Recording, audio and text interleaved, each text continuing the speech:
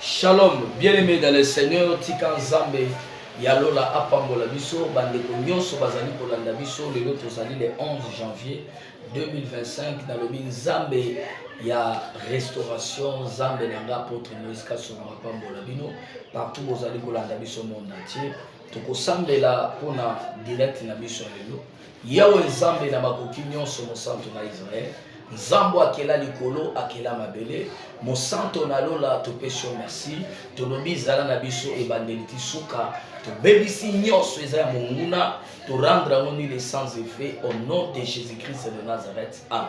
Bien-aimé tika nzamba lola pambola biso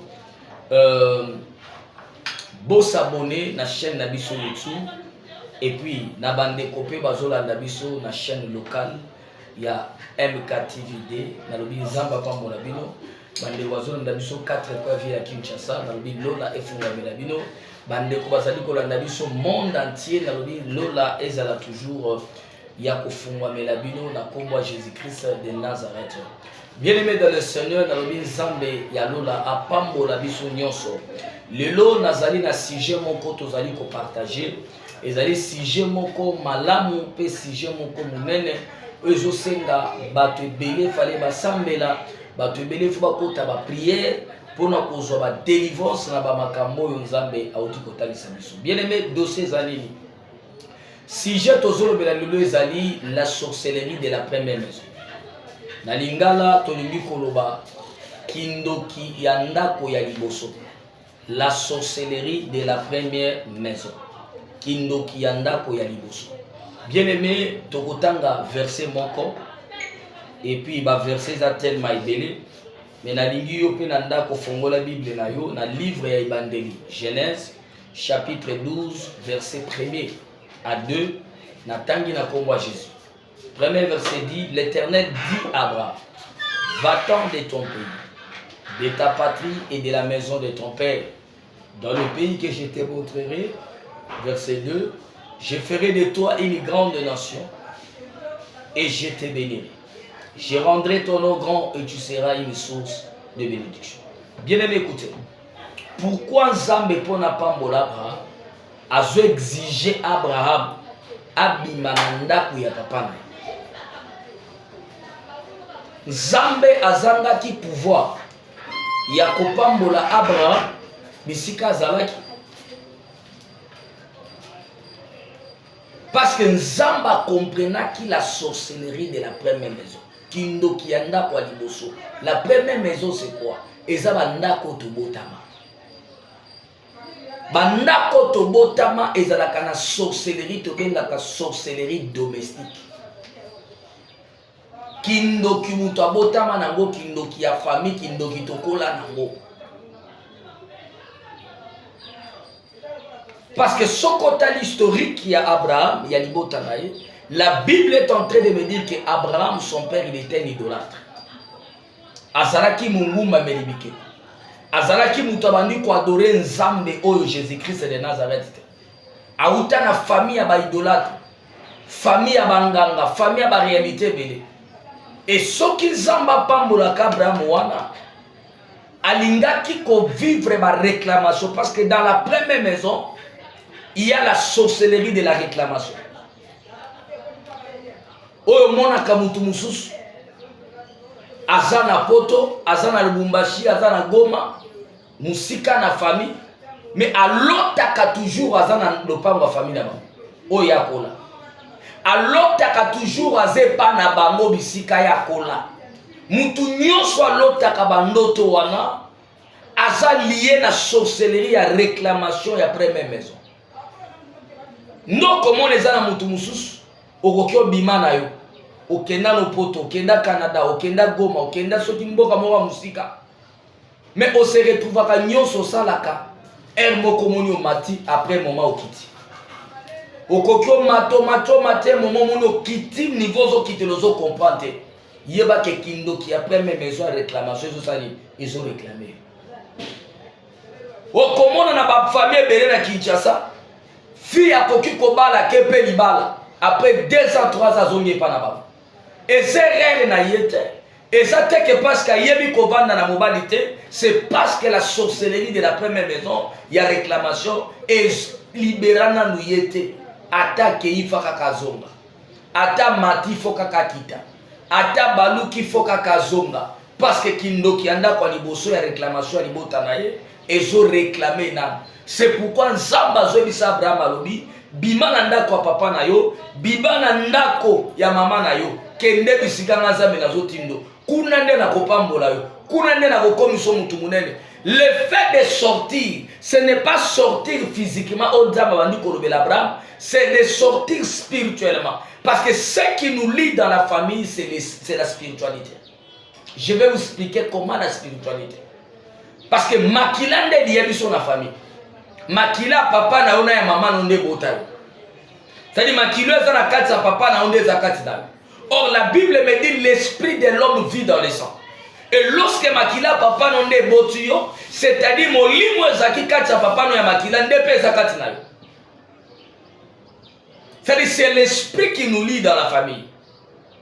Et Dieu voulait dire à Abraham de se libérer spirituellement de sa famille. Et ça n'a pas été belé bazo choué na vie parce que kindo qui a première maison est libéré dans le bango. Famille nyonso mokili mobimba. Kindo kezanga kata. Dans chaque famille il y a la sorcellerie. Et c'est à toi maintenant de savoir comment tu peux faire pour na kokata lien et réclamation.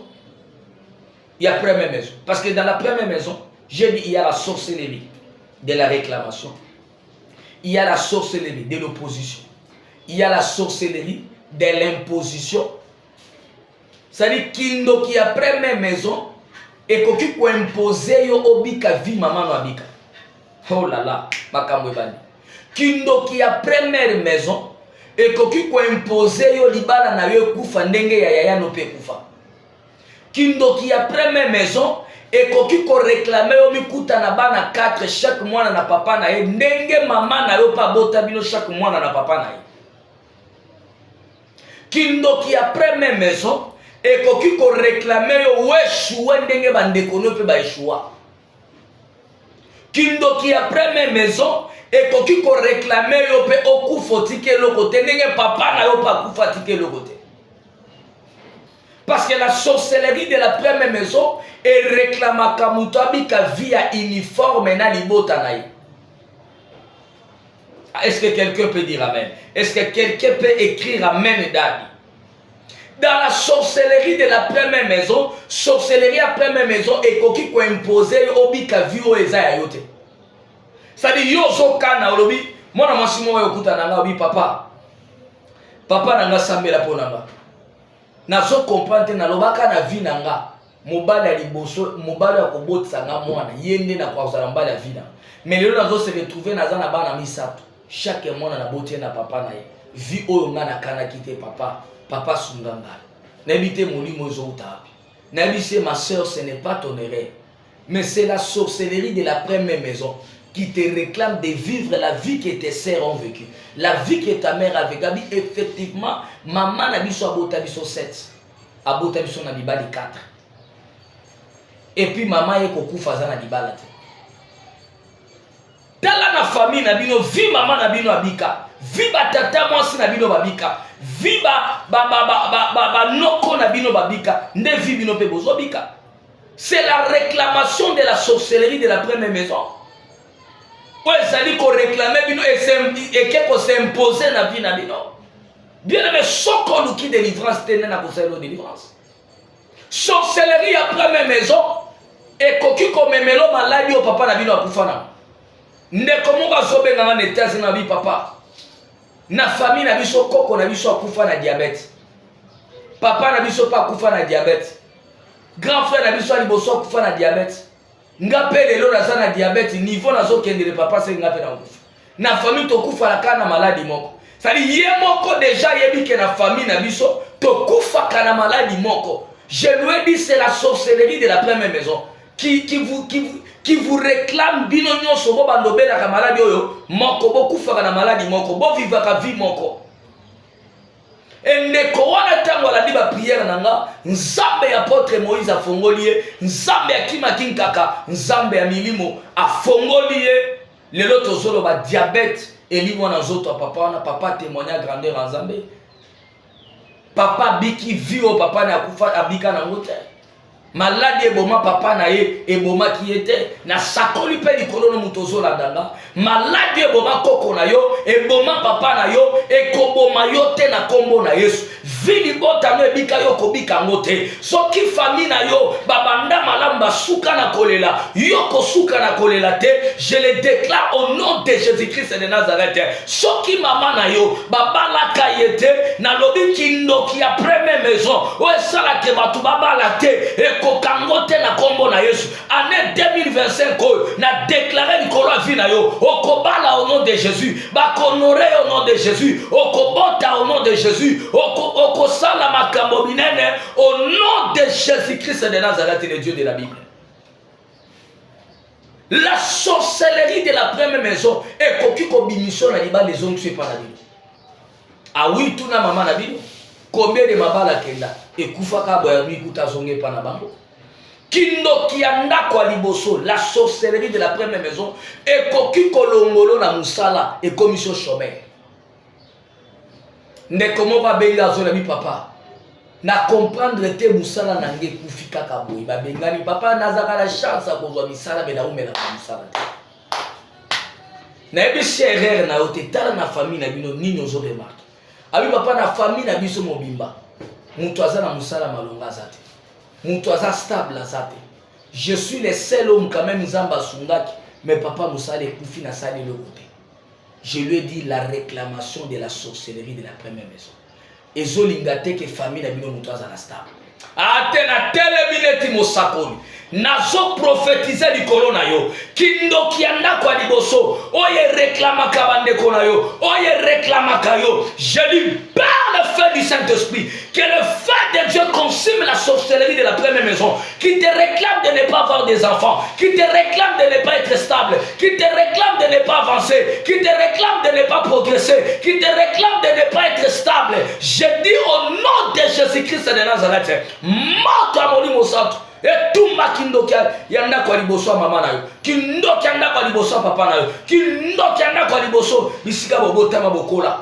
na kombo na Yesu Kristo de Nazareth bien-aimé ya koluka nzambe nazobenga bandeko nyonso yo mutu oza na ville ya Kinshasa yo mutu oza na ville ya Kinshasa eza na 2 journées oyo l'église na biso barataka te toza na jeudi oyo tobengaka montagne de solution ate jeudi nde boyokaka bakoka baveugle bato bazosanza bambisi ya bondoki baliesa okindoki ezobima wana ezaka jeudi miracle to ba jeudi montagne de solution tobandaka de 8h30 jusqu'à 13h tozosambela toliaka te tomelaka te e tobengaka ozala musulman ozala oza kimbangiste ozala oza église nini ekipaka te bato batondaka yo mpe mutu oza na poto chaque jeudi tosalaka live na montagne de solution bato basambelaka na biso en direct bato bazobika mpe bavia bato ezofongwama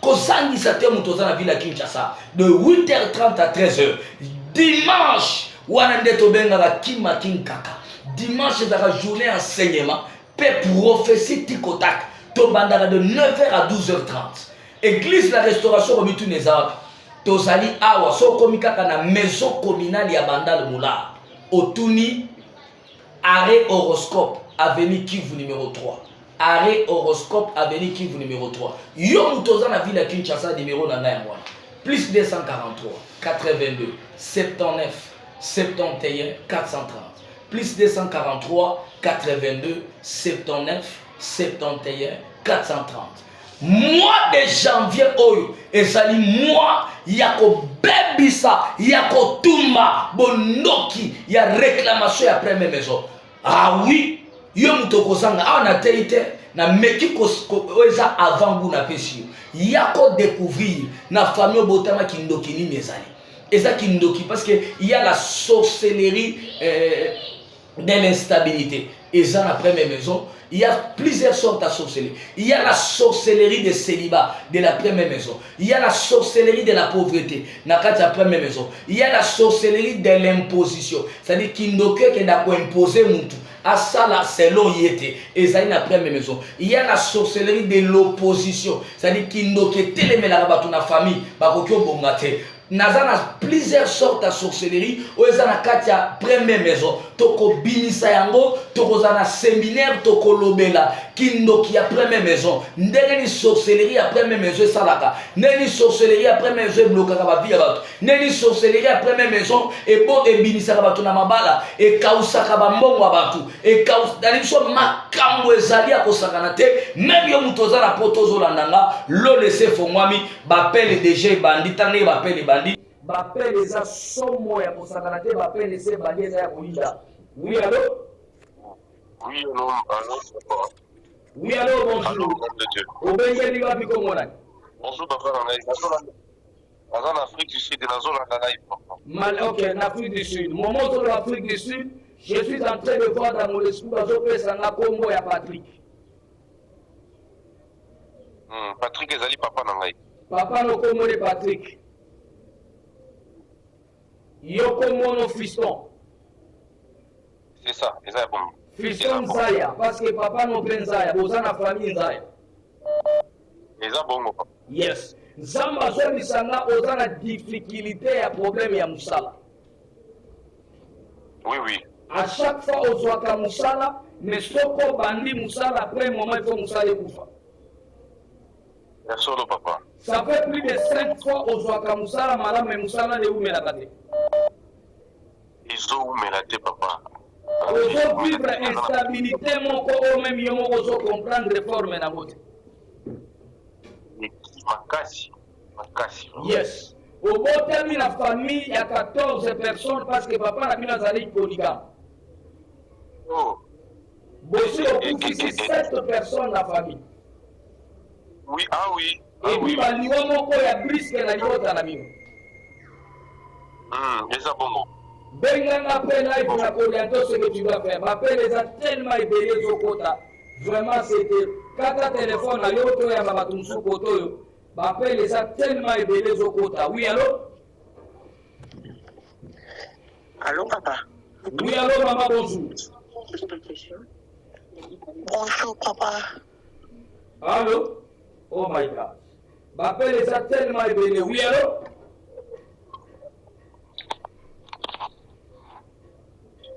Allô? Allô?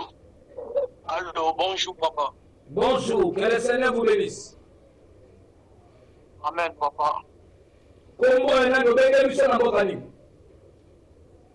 Combo Gédéon depuis Allemagne, papa. Gédéon depuis Allemagne, nous sommes pas Amen, amen. Nous avons un problème à Kobota. Parce que déposant à moi si na yo, déposant à moi si ça fait déjà 4 ans, nous avons un problème à Kobota. Alors, s'il vous plaît. Déposant à moi si ça fait 4 ans, nous avons un problème à Kobota. My God. Oui, papa. Yes.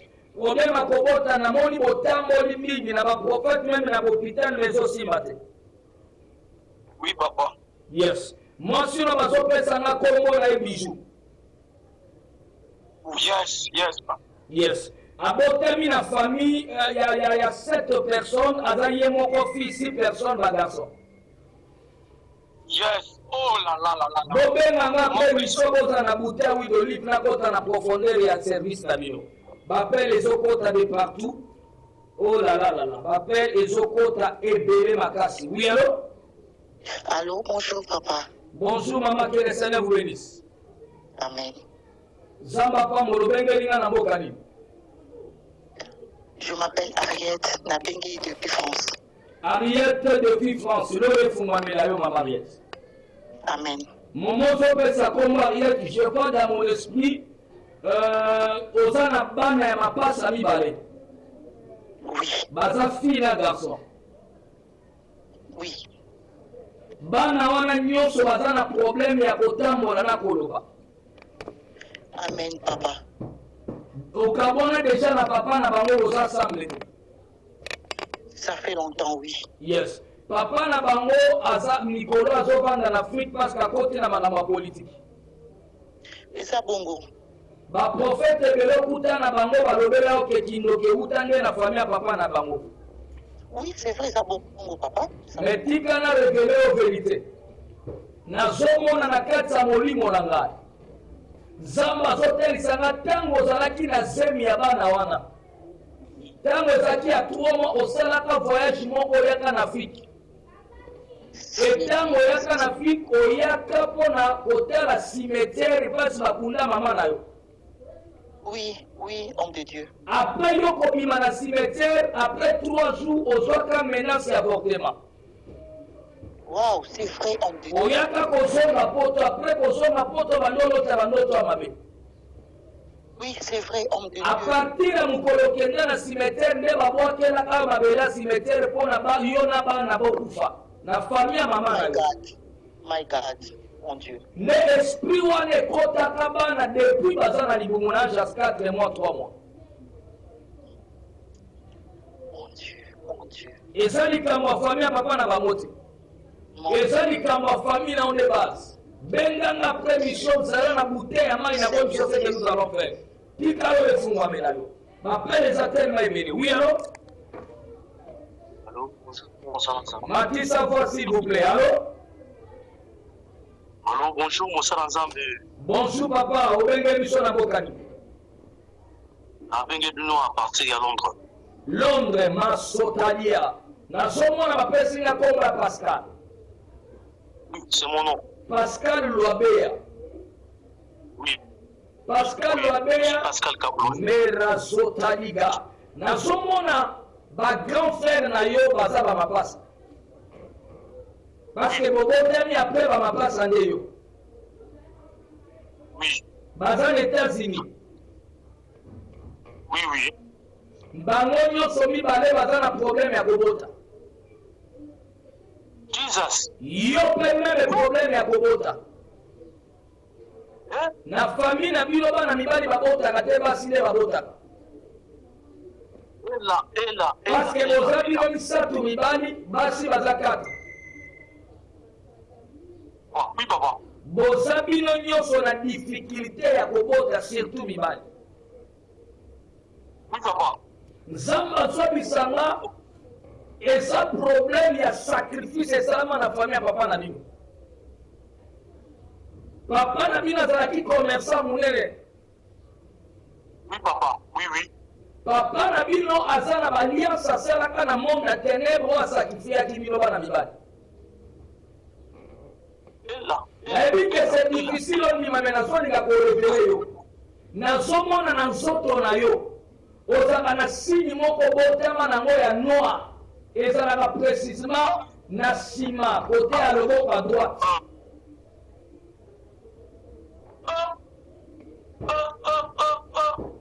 Epuis signe wana bino nyonso bana mibali bozalaka nango na famille. Mare sakala baseta lelo efongwami bapele eza tellement ebele ezokota lelo eza ya koyinda. Oui, allô?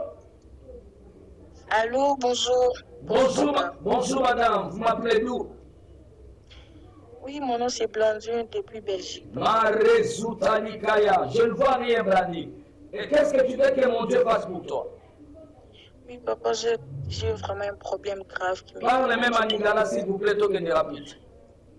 Oui, papa, naza vraiment le problème que je dérange si à chaque fois ceux qui naza na mobile na vie même ça quand nous autres n'avons pas solo et puis je ne sais pas tout le monde ne peut pas comment kokimanga papa. Je me suis posé des questions donc nous avons vraiment solution. Non, yo pose à la base ya kana yo nazo linga pour révéler. Peut-être que tu as oublié, mais c'est impossible de ça parce que là quand on peut bosser là. Est-ce qu'on se rappelle que non qu'on a eu papier là de vergeage? Oui, papa. Parce que papa n'a pas na mbongo te okola nde pa noko na bino papier azwa yo pona atangiso classe. Tango koti G1. Et c'est ton oncle qui t'a dévergé. Dévergé pour tout monter au bandana déjà au vivre naïe. Parce qu'il avait beaucoup d'argent. Azalaki mouton na famille azalaki considéré. Ok, mbongo na azalaki abakis. abandi koutilize na bana bandeko na ye azobimaka na bango azoutiliza na bétoile na bango. Oh là là, Seigneur Jésus. C'est pourquoi vie na yo mobimba depuis obotama na mabala nyonso okota ezokufa kotikala kobota te. Ekufaka kaka papa. Même kobota mpe obotaka te. Nabotaka te papa, surtout kaka question na kute na mobali azaka après ya kosala makambo. Eke kato bima na mobali bo papa. Donc odeur moko insupportable. Mais na ngamo ko bonazo yo keloko te papa. Yes. Papa. Yikaseza bilo bakindokisi yo moko koyo keloko te mais mobali ne kwa yo koso. Papa, mabale kufinga mingi apôtre papa etenga. C'est à partir de loko wana salama na monde causer makambo wana. Mon Dieu. Après là il faut benganga na orienter ce que tu dois faire. Tika ça va pas moi. Oui allô? Allô, nom de Dieu. Oui allô papa, bonjour. Oui, bonjour, nom de Dieu. Mes sincères condoléances aussi, apôtre. Ah, merci beaucoup, merci. Qui vous a dit Olanda qui n'a dit? Oui, je vis les images que vous avez publiées, mais sincères vraiment condoléances. Nous compatissons, papa. Merci beaucoup. Vous m'appelez d'où? Je vous appelle depuis Paris. Je ne sais pas qu'est-ce que nous pouvons faire pour l'aider et pour notre contribution. Bon, pour l'aider, on ne peut pas parler ça en direct comme ça. Ok, papa, merci. Sinon, je vous suis aussi en live. J'ai appelé aussi. D'accord. Vous avez dit, vous m'appelez d'où? Depuis Paris, papa. Depuis Paris. Papa, ok. Je vois dans mon esprit, ils ont un moi, un grand frère, dans mon quoi. Oui. Justin Bozan, à Paris. Oui. Ça fait 6 mois, 7 mois déjà. Il est ici à la maison. Il est là. Ah oui, c'est exact. Est-ce que vous avez remarqué que ces derniers temps, il y a moi si na yo bozo kanate puis bokaboli ba chambre. Il y a zola na chambre bana yo za na chambre mususu. Monsieur l'apôtre, je me pose beaucoup de questions pour ça. Je n'ai pas de réponse parce que je vois depuis moi na wana ye na ndako. Yo na moi si na yo incompréhension à ma classe boyo kanizate. Vous avez remarqué qu'il y a un changement dans le foyer là. La vérité, papa, il y a un grand changement. Mon nez est ma casse. Vous avez remarqué un mot? Oui, un grand changement. Mon pépé moko est à paix. Au moni, batu balobaki ba prophète ba panzaka ba famille, mais ça pour na panza famille. Lu avant ya kobengisa mutu nyonso na vie, lu kapo ebeta na mutu, eza mabete. Ezalaki important. Parce que je vois nazomona na ndako no moto ezopela. Mwana wana zando kite me koya na ye eza na mupepe moko batiaki kati na ye soki anyati makolo na ndako no mupepe wana ebuka ndako na ye. Donc sali ye moko mukando possédé papa. Mais ba poser esprit moko kati na ye. Oui. Soki anyati makolo na yo mupepe wana ebanza ndako no. C'est pourquoi je m'en ai dit mikolo kimi ezate. Moi c'est la chambre mususu yo isika mususu. Incompréhension la ndako. Et puis na compréhension si mususu. Ozana mwana na moko ya mwasi azana âge déjà 14 ans. Mwana na utaki kobunga na ndako basali 2 semaines azomona na te automona na mikolo. Tout ça est vrai. Tout ça est vrai papa. Tout ça est vrai. Dites la vérité. Je vous dis, Ndakoureza Malamte. Benganga Live na orienté yo. Plus 243 82 79 71 430. Numéro à mi parler parce que la moi avec les deux côtés. Plus 243 99 95 25 659. Plus 243 99 95 25 659. Plus 243 99 95 25 659. Nalobi boye. Landana malam. Awa naza en direct na chaîne ya YouTube, naza pe en direct na chaîne locale ya MK TV ya Kinshasa, pe na chaîne nanga ya international ko ezali YouTube. Église pour na bato ya Kinshasa. Eza na deux programmes oyo bato barataka te na awa. Programme ya jeudi. Jeudi ezalaka montagne de solutions.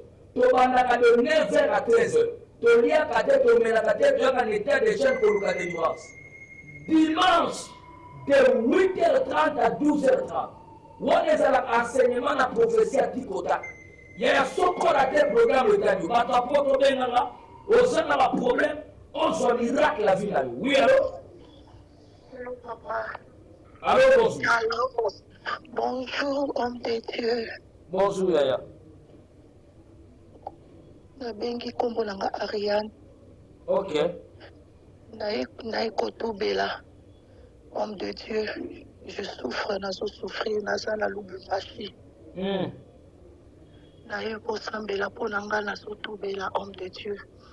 Nakosela pasteur moko makambo, un serviteur de Dieu. Naye kotubela osunga ngai. Okosela un serviteur de Dieu, serviteur nini? Komone nani okosela nini? Nayo natanga kombo neza te. Aza na église na Kisangani aya Lubumbashi pe kofungola église. Mais tellement na bande kolinga ye. Yo za na mboka nini? Nakoti nga naza na Lubumbashi. Nakotela ye na bureau, homme de Dieu. Nakona séduire ye, nakosela ye que a viola ngai. Or c'était pas ça. Nde baya kokuta biso. Alors nde nazo souffrir na se nanga ekoma kopima bapu solo makasi, homme de Dieu. Sengelanga mawanzambe. Sengelanga mawanzambe, papa. Do ba c'est quoi? Nani? Ezo bimo na vagin? Na vagin, homme de Dieu. Nalobi boy, mais tu n'as pas dit tout parce que nazomona il y avait une association moko basali ya Nzambe. O ba pesa kalongo, ba pesa mbongo combien? Ba pesa nga $2500. Netango sala parce que est-ce que je suis en train na moni mi se fungwami. Nazomona pasteur wana bakanga kai na prison ya Kasapa. Oui, bakanga, c'est vrai. Église na ye kauka. Ana zoba kuto église bazaka sunte. Bazali soute, papa. Yo tango komaka na église wana komaka proche ya pasteur. Oui. Maman, est-ce que 2500 pour sa vie à mon carrière? Il y a un ministère, il y a mon boni, boni, maman. Pour la $2500. Naye pas quitté, Nzambali Mbisangai. Est-ce que ça c'est une famille à pasteur, pardon? Est-ce que ça le qui n'a média au sein de la vidéo, c'est un mot qui pardon? Tellement de choses disent, c'est un pardon, maman. Nameki numéro na étalé sur les kate. Non, il s'est pas payé. Le coco à l'église, mon conseil n'a pardon, les cas dans la média, le boumbachi, c'est n'a pardon. Parce qu'on coupa. Et ce qu'on dit sans qu'il y a l'inisayo, maman, vous m'avez dit. Ça n'a pas ça pour couper, Sambela Bonangaï. Et là, vous avez le robot. Yokamawa. Yokanebiso, où est ça, maman, vous priez mon mot. Il faut après live, Yobengana orienté. C'est ce que nous pouvons faire. On ne peut pas prier comme ça. Oui, allô? Oui, papa, oui, toi. Oui, toi. Papa, prophète, nous avons qui n'a pas ça, n'a eu qui l'a coupé pas. Obengeli na moka nini? Na Bengeli na Kinshasa. Ha, yonde maseba ya so. Boni papa komo na. Mbona nga Wislen. Nani? Wislen chwa. Wislen chwa Nzamba pambolo. Men papa. Momo solba Wislen chwa na moni molimo Nzambe miminga ti na sele. Oza na sele? Nazovanda na sele. Yes. Nazomona ma resulta ligaraba ya basanta. Zukatalia. Obanda kosomba diama kala na Chicago. Nena za kina comptoir là. Na moni pe deuxième comptoir mboka mo bazo komelanga sumbula. Oui, na za pe na sumbula.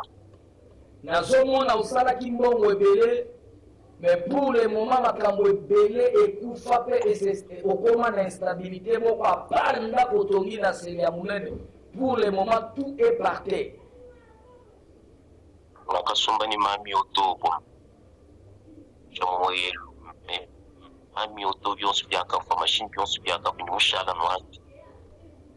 Nzambi makeru zatali gamandere bo santa. Nzambu junga milano kurumuteleja. Papa wangu. Wakasele muka jwa changa cha miji. Parce que Dieu mon abaka jibasa. Amen. Muka jumwisa tu mapesa ina ya Blandine. Blandine Kabeya. Papa wende vusha kukutile. Depuis wakasela muka jauma lofu akafa mubiwe.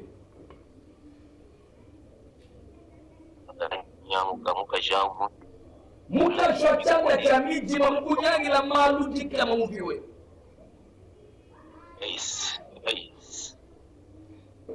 Wewe muli kumuchi sasa. Fetu lwa kumunisambia mujalubingu.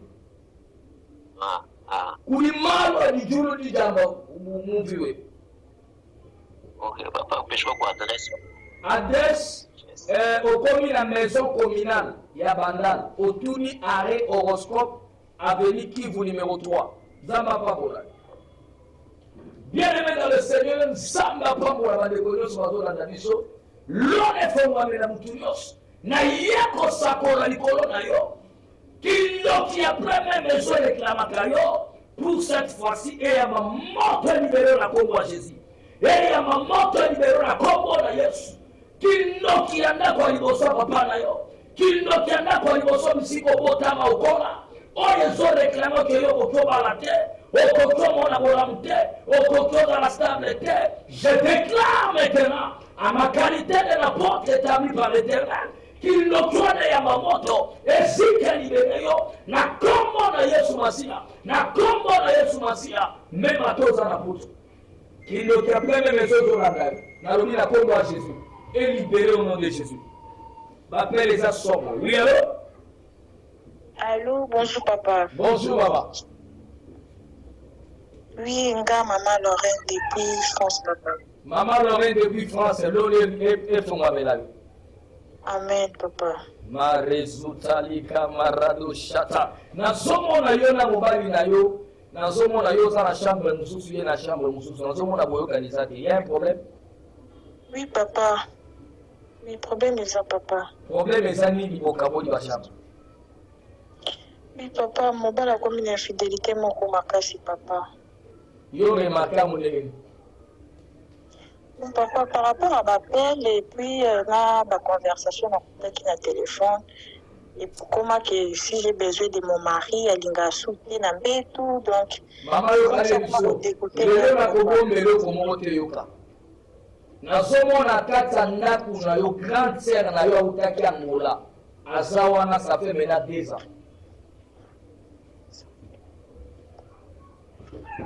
Oui papa. Azawa. Dans la chambre, papa. Quelle place à la téléphone? Oui, papa. Donne-moi quelques minutes. La quota na téléphone de place à la chambre. Oui, papa, dans un quota. Yes. Je vais tout parler aujourd'hui. Oui, papa. Allô, jamais libre. On prophète et cherche, je ne sais pas. Oui, papa, tout ça n'a pas avancé. Grande sœur Boni. Malam prophète. Quand vous avez remarqué mobile à l'éti na yo, na l'éti no bazo kanate, qu'est-ce que tu dis? Bon, dans le côté, je ne sais pas. Mais comment yo propose à la grande sœur ya l'éti na yo botami papa moko maman moko? L'éti nazo kendalani na musala yo na mobile à l'éti na yo bozola na ndako. Parce que mobile à l'éti na travaille na moi, l'éti na travaille na butu. Yo kona komimana mobali aleki na yo et yo moko remarqué soki leki na komo sa besoin mobali na ye mobali azoboya mais yo yebi makambo wana ozando ki prophète jamais il y a un faux prophète. Donc quand tu sors avec mon mari je vais donner des maman je vais donner des signes papa soki le kuta liaya na yo wana aza na tatouage na kingo na ye ya étoile. Oui papa. Na loboko na gauche aza na tatouage. Mais tu es là pour sortir. Hein? Yenda koma komimana mobali na yo. Et puis nenga sana za déjà na semi ya 2 mois. Soki tembe bo betchate ça na semi. Na sali yo nini ya na sali yo nini. Tu manques pas l'argent, si tu as besoin de l'argent, je te donne. Mais là na sali qui donc qu'est-ce qui ne va pas? Nini. C'est pourquoi tu Bobunda, bobunda bobetana, bobunda. Bobunda. Bienvenue dans les Seigneurs, dans les Gakutu Bunda. Et ça la guerre. Tika Samba Pambola, Bilo, Papa, les ébélés, n'a arrêté à n'a arrêté parce que n'est bandi boyna qui déjà marambola mou. Semaine no kozanga tele mutozana Kinshasa chaque jeudi de 9h à 13h tozana montagne de solutions. Bisika batu bayaka ko bika. Ozala musulman, ozala kimbangiste, ozala mutu atata unda yaka jeudi de 9h à 13h montagne de solutions. Chaque dimanche, tozana enseignement prophétique. Et puis la consultation prophétique en plein titre de 8h30 à 12h30. Église la restauration de Zaliwapi. Tozali okomika na maison communale ya Bandal. Yo lukaka okoma na maison communale ya Bandal otuni arrêt horoscope avenue Kivu numéro 3 bis. Ici apôtre Moïse Kassongazani na église la restauration par Jésus-Christ. Bien aimé mutokoza mozando kiabina yo. Yo muto apoto osana ma problème. Ben apôtre Moïse, Nzamba Kimaki Kaka, Nzamba Lelo Lelo, soyez bénis.